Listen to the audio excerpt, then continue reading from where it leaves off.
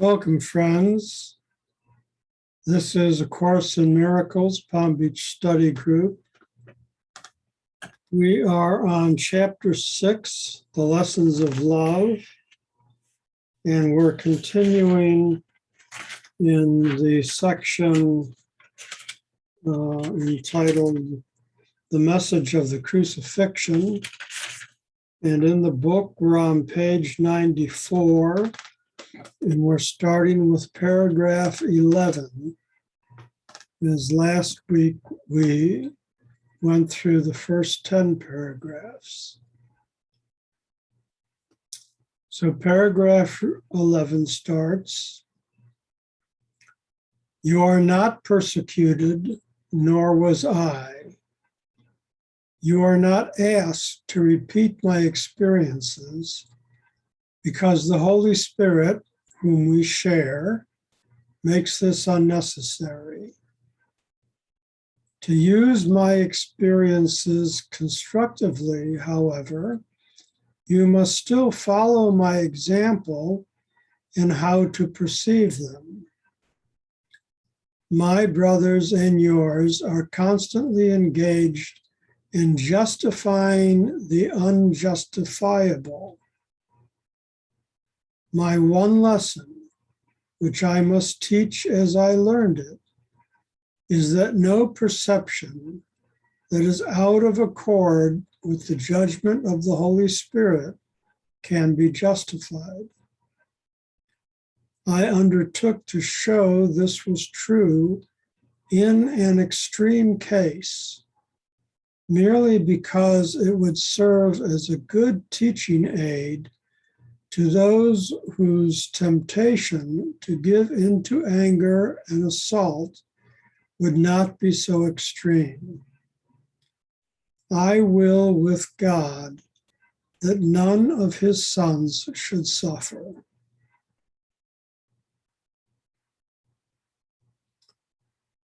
So I'm going to go through this paragraph again. "You are not persecuted, nor was I." So this is Jesus speaking. That's who the I is. And he's telling us that we are not persecuted. "You are not asked to repeat my experiences." His experience was being crucified. "Because the Holy Spirit, whom we share, makes this unnecessary." So in sharing the Holy Spirit with Jesus, it makes it unnecessary for us to repeat the experiences that Jesus endured. To use my experiences constructively, however, you must still follow my example in how to perceive them. In his example in how to perceive his experiences was that he was not being persecuted, even though it looked like that to those still in the ego world. He was in the spiritual realm and knew that he could not be persecuted, the he who he truly was, which is not his body.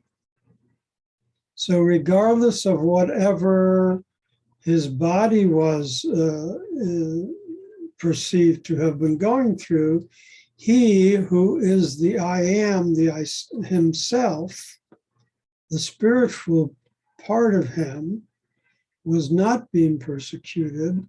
And his example was that he did not get angry.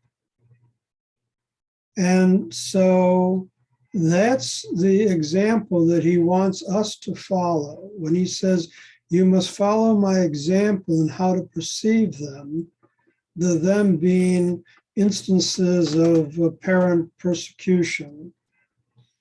And the example is not to perceive it that way and not to react that way, not to get angry, and not to attack. Sentence 4 says, my brothers and yours are constantly engaged in justifying the unjustifiable. Well, that's happening in the ego. Ego wants to justify anger and attack, but Jesus is telling us that that is not justifiable. And so we need not engage in trying to justify the unjustifiable. Sentence 5 says, my one lesson, which I must teach as I learned it, is that no perception that is out of accord with the judgment of the Holy Spirit can be justified. In other words, the only reality, the only truth is that of the truth of spirit. And so we cannot justify perceptions of the ego. I undertook to show this was true in an extreme case, which was the crucifixion, merely because it would serve as a good teaching aid to those whose temptation to give in to anger and assault would not be so extreme. So in other words, if he was able not to give in to anger and assault while being crucified, then that should serve as an example to us who, although we may feel persecuted at times, for the most part, we're not going through the severity of what crucifixion would be. I will with God, in other words, willing, I will with God that none of his sons should suffer. God does not want us to suffer. Jesus does not want us to suffer. Our spiritual selves are not suffering, and that's what we must learn to overcome the ego world, is that all of that suffering, persecution, the resulting anger and aggression, that's all misperception. That's all ego nonsense. It's all happening in the illusion. None of it is real. Are there any comments, questions?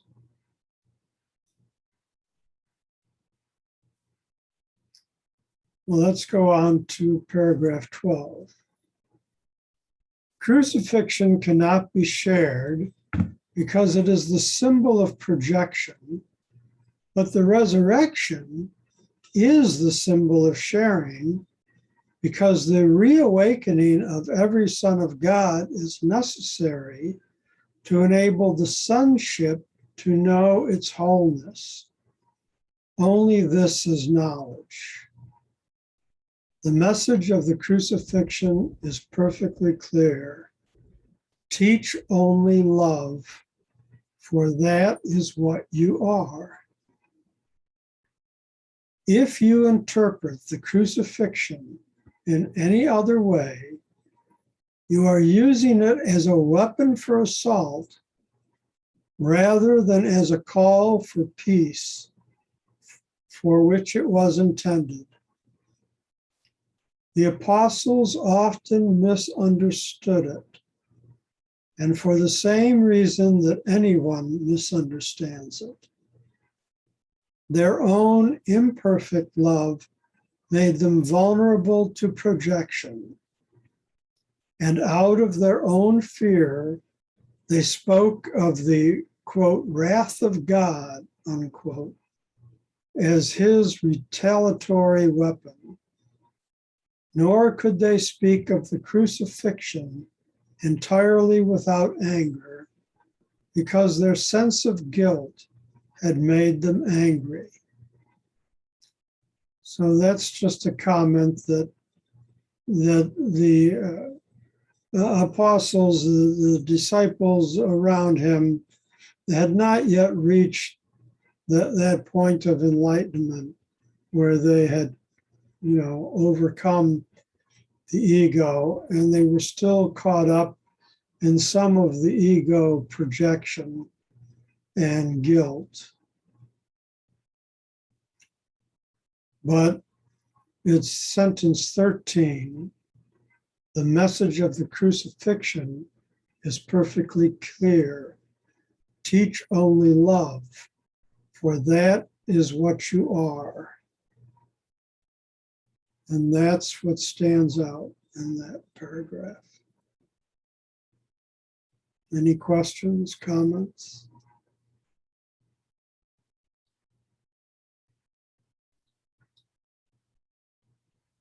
We're up to paragraph 15. I have a comment. Oh, yes, David. I'm having trouble focusing, but it's been, for me, several weeks now. It's when I interact with people, it's about God and it's about love. There's been, there's like the fear has melted away. I'm not afraid to express to people how I feel. And there's something that's coming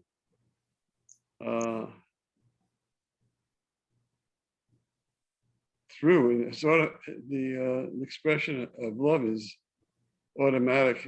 And I don't have other thoughts that would interfere with that. And when I think about, an awakening, it's not scary because I'm practicing love. The fear seems to go away. Thank you. Yes. Love will dissipate the fear. Love is of the spirit and fear is of the ego. And the spirit is light and the ego is darkness. And the light always overcomes the darkness. Turn on the light in a dark room and the darkness disappears. I think, the word intimacy comes up for me. I'm not afraid to talk like I am right now. And I think it's a lesson for others when I'm speak from my heart, that it opens other hearts, gives them permission to do the same.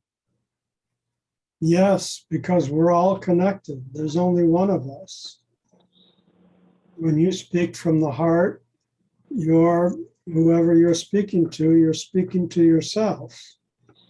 And so that's how it goes. That's how they react then. They may not realize that, but it's happening subconsciously. It's happening on the spirit level. And that's why we're constantly being told that we are the teachers 24/7, just as we are the learners. We have to always be conscious of that fact.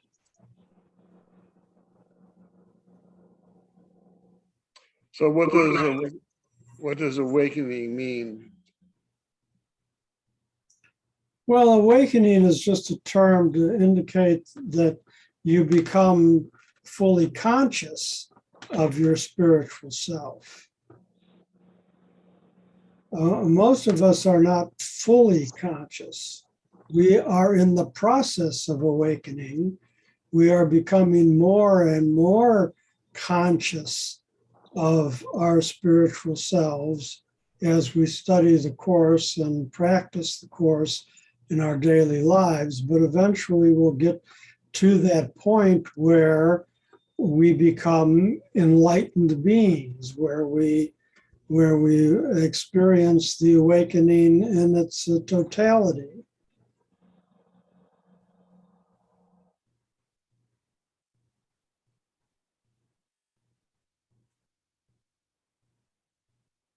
Ed, do you have something?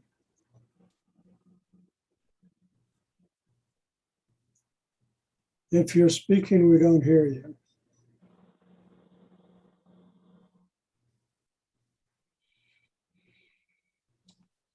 No, I'm fine with it. Oh, okay. How does loving ourselves come into play in the awakening? Well, you need to love yourself as you love others, because again, there's only one of us. So the more you love yourself, the more you love others, the more you love. It's universal. You know, the ego wants to break it down into separate pieces, the us and the them. But Spirit's saying, no, there's only one of us. It's all the same. You don't have to break it down. We're not separate. There is no separation. That was the illusion.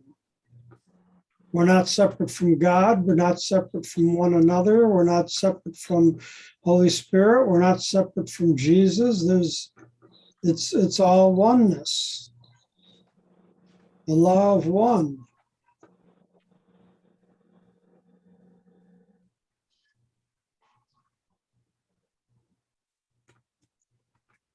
Are we good? Should we go on?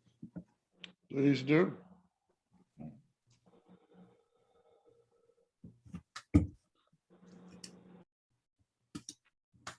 Okay, we're on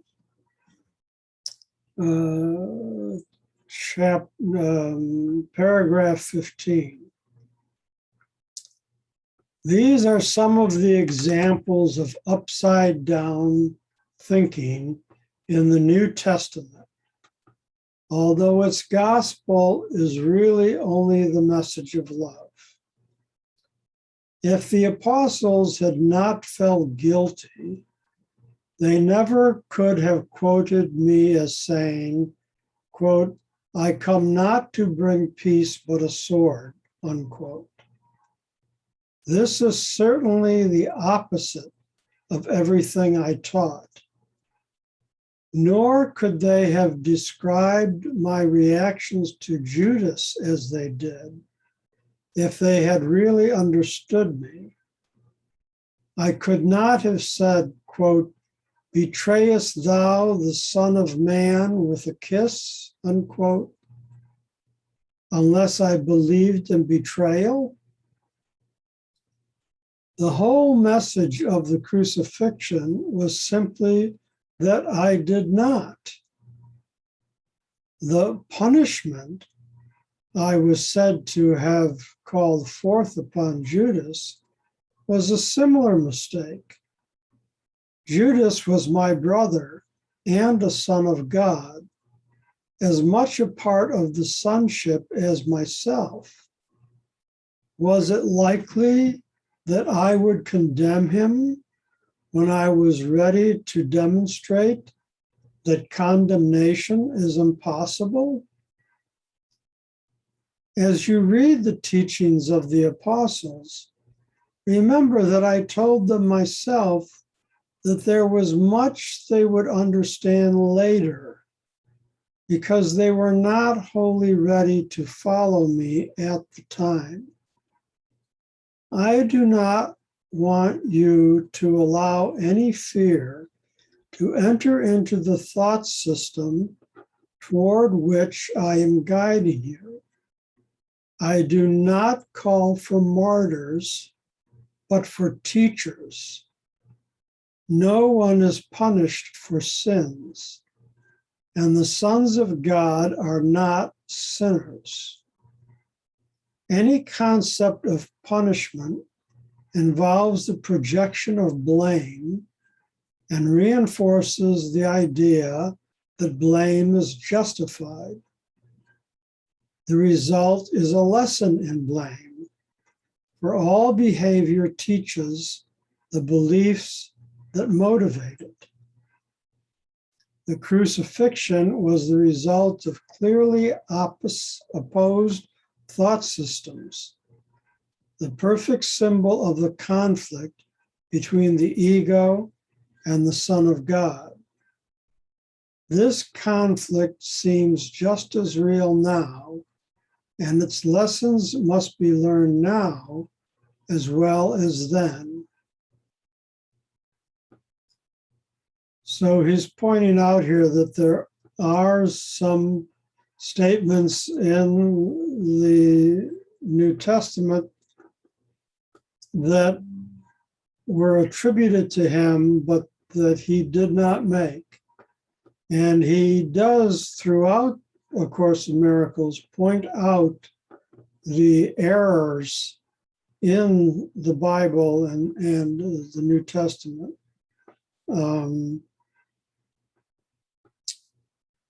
Things that were written by men from their point of view, but they were still stuck in ego when they wrote them, did not understand. Any questions? Good. Are you muted, Ed? I'm muted again, yeah. The apostles were followers, but they weren't necessarily fully attuned. That's correct. They're still in the ego world, and that was part of the problem, I guess. Yes, they learned a lot from Jesus, but at the time of the crucifixion, they were not as awakened, aware, enlightened as he was. The story goes that after the resurrection, and then after he left again, and then there was what they call the Pentecost, and that the Holy Spirit came down upon them. Some of them did attain enlightenment later on in life, years after the crucifixion happened. But we all know that, the Gospels that we have today are bits and pieces of things that were written down in Aramaic and in Greek that got translated and stitched together, and some things were left out. It got highly edited. Other things got put in. Most of it was written 100 years or more after the fact.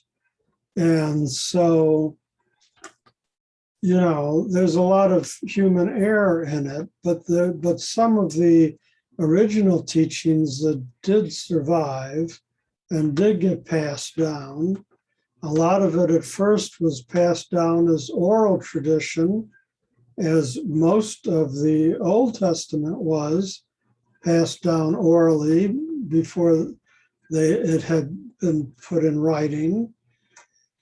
But they did have writing at that time, like we've got the Dead Sea Scrolls that have been unearthed, that are other variations on this from other authors. And we know that other spiritual texts were written down. I mean, the Sumerians wrote down in cuneiform, and the Egyptians had hieroglyphics, and so a lot of these stories were borrowed from spiritual writings hundreds of years before Jesus, and so again, we have to be very careful and discerning what we take from the Bible and discern as, is what being said in alignment with spirit, with what we know now about spirit, especially from our teachings here in A Course in Miracles, or is it not? So no reporter from the Palm Beach Post then interviewed Christ. The apostles, somebody interviewed them and got this information from them. I don't understand how that was, how it made it from the apostles to the Bible, in other words. Because the apostles went out and preached. Oh, And there were people who wrote down their words in bits and pieces and assembled them. And Paul wrote letters and sent them out to the different newly formed Christian churches in the Gentile world. Peter and John and all of the rest of them. Some of them wrote pieces. We have what's called in the Dead Sea Scrolls the Gospel according to Philip, who was one of the apostles, the Gospel of Mary Magdalene, who was one of the disciples. Some of them. Disciple and an apostle. Well, disciple, apostle, we talk about the 12 apostles, but they were also disciples. But disciples are any followers, any students. Disciple is just another word for student. Oh, okay. And so Jesus had a lot of students. I mean, crowds of hundreds and thousands would follow him. Interesting. He fed 5,000 at the loaves and fishes, that story and all. People would come to hear him preach, and some people wrote things down. Great. Okay.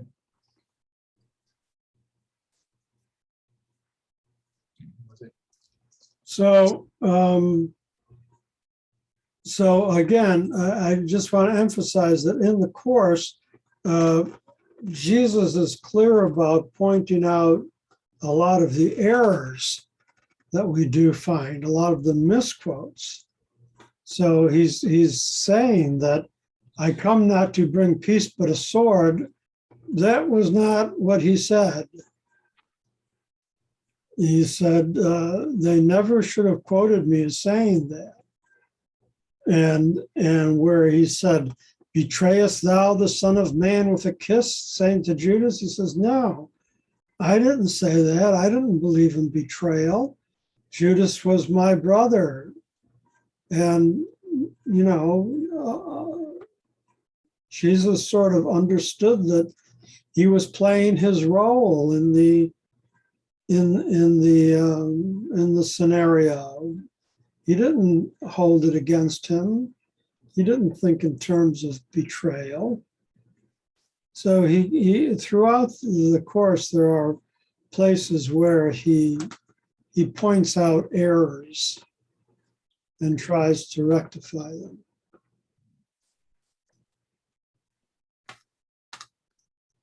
Well, let's go on to paragraph 16. As you read the teachings of the apostles, remember that I told them myself that there was much they would understand later, because they were not wholly ready to follow me at the time. I do not want you to allow any fear to enter into the thought system toward which I am guiding you. I do not call for martyrs, but for teachers. No one is punished for sins, and the sons of God are not sinners. I think I read this before, but that's okay. We'll go through it again. Any concept of punishment involves the projection of blame, and reinforces the idea that blame is justified. The result is a lesson in blame, where all behavior teaches the beliefs that motivate it. The crucifixion was the result of clearly opposed thought systems. The thought system of ego, the thought system of Holy Spirit. The perfect symbol of the conflict between the ego and the Son of God. This conflict seems just as real now, and its lessons must be learned as well, and must be learned now as well as then, which is another way of saying that, we're still caught up in the same problem.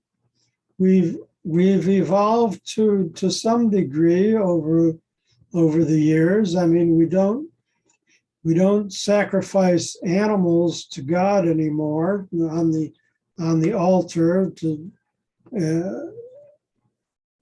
seek His benevolence. But on the other hand, most of the world is still caught up in this struggle between ego and spirit.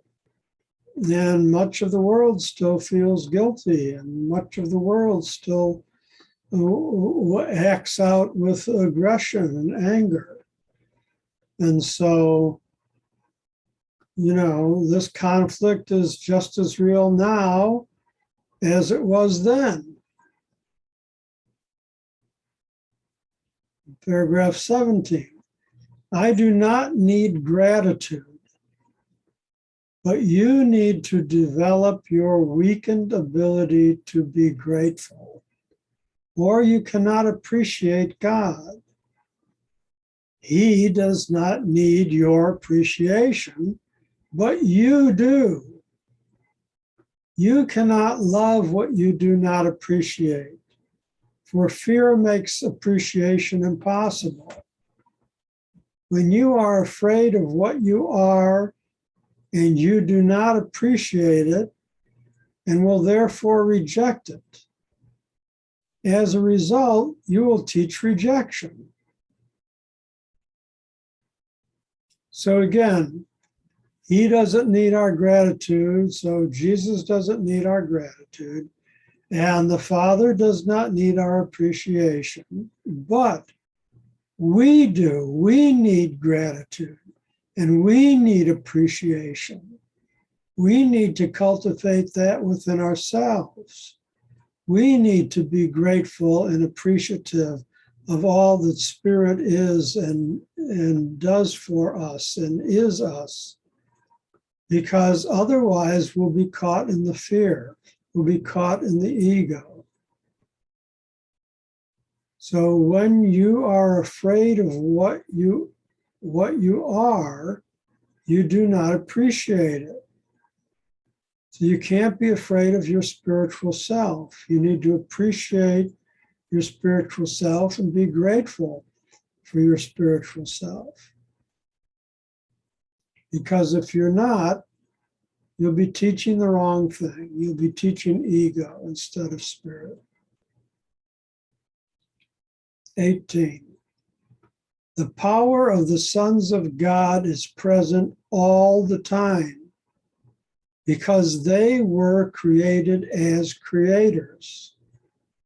Their influence on each other is without limit and must be used for their joint salvation.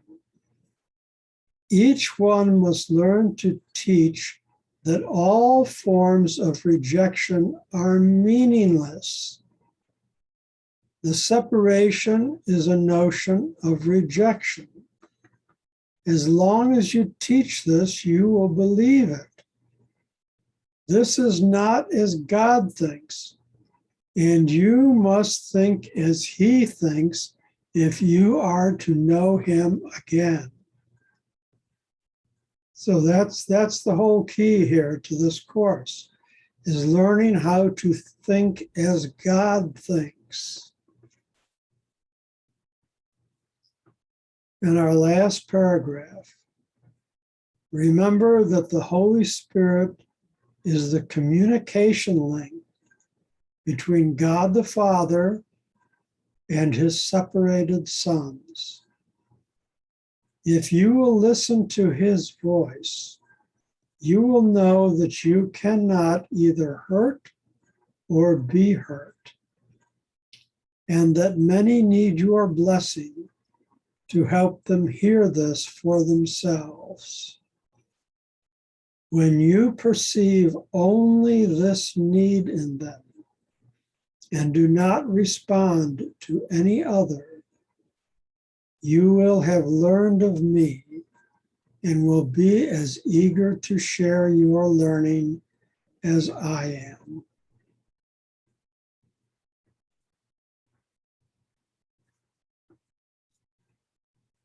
The Holy Spirit is the link of communication between God the Father and us, his sons. If we listen to the voice of Spirit, we will know that we cannot either hurt or be hurt, because Spirit cannot hurt or be hurt. And that will be our blessing. For many people, if we can teach this to them,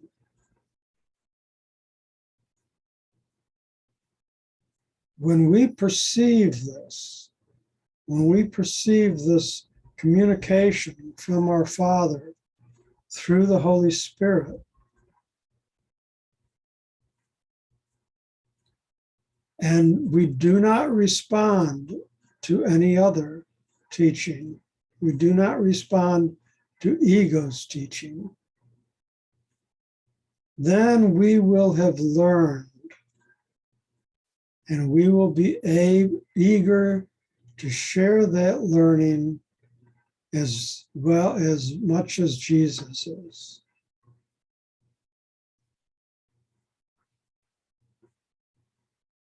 Any comments, questions?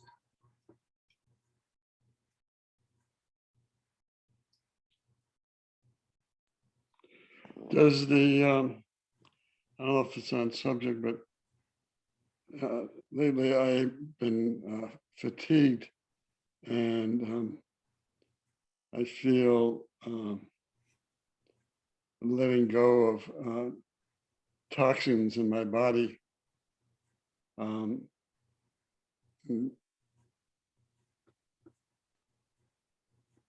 Is there any relationship to awakening and letting go of the toxins that are in my body? Yes, there may be, because if you're purifying, letting go of toxins is the same as saying purifying. And if you're purifying your thoughts and your feelings spiritually, then that may be manifesting in your physical reality also.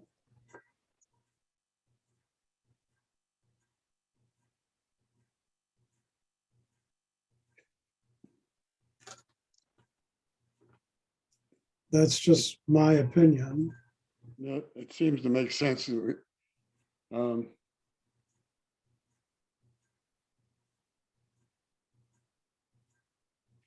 I have to think about, I guess, or wait for the answer. I suggest you drink a lot of water. I had the same thought, and I already do.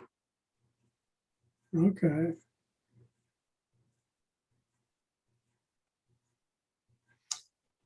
So, Ed, do you have any last comments about what we've read tonight?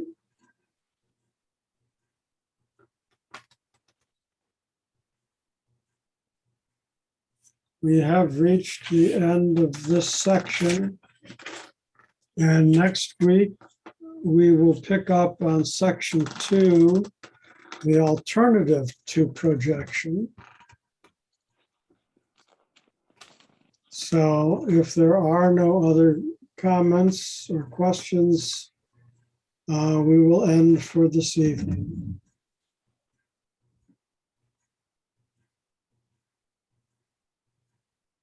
I'm muted again. I've started to internalize this in my interactions with other people, and it's a positive thing. Oh, good, good.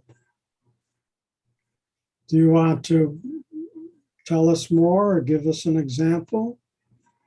No, it's just little things here and little things there. Mhm. I'm concentrating on it. Well, good. Yes. If you make the effort, then you will achieve the results. Very good. Thank you for sharing. All right. And thank you for sharing. Okay, then, friends, let us end with some silence, please.